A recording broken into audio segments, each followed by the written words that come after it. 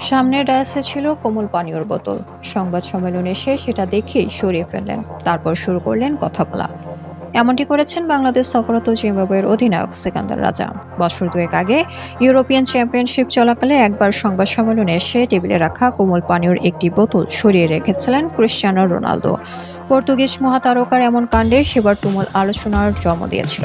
এমনকি রোনালদোর বোতল সরানোর ঘটনায় কোম্পানিটিরও বিপুল আর্থিক ক্ষতি হয়েছিল বলে জানা যায়। এবার একই কাণ্ড ঘটিয়েছেন সিকান্দার রাজাও। ফিটনেস নিয়ে বরাবরই একটু বেশি সচেতন রোনালদো, যে কারণে এই বয়সেও খেলে যাচ্ছেন তরুণদের সঙ্গে পাল্লা দিয়ে।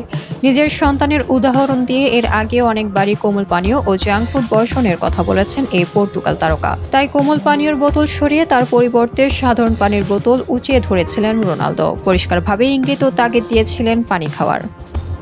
ম্যাচের আগের দিনে নির্ধারিত সংবাদ সম্মেলনে আসেন জিম্বাবুয়ের অধিনায়ক সিকান্দার রাজা। ডায়াসে এসে বসা মাত্রই তার চোখ পড়ে সামনে থাকা কোমল পানীয়র দিকে। সঙ্গে সঙ্গে তিনি সেটা সরিয়ে ফেলেন। পাশের একজন তা তার হাত থেকে নিয়ে ক্যামেরা ফ্রেমের বাইরে নিয়ে যান।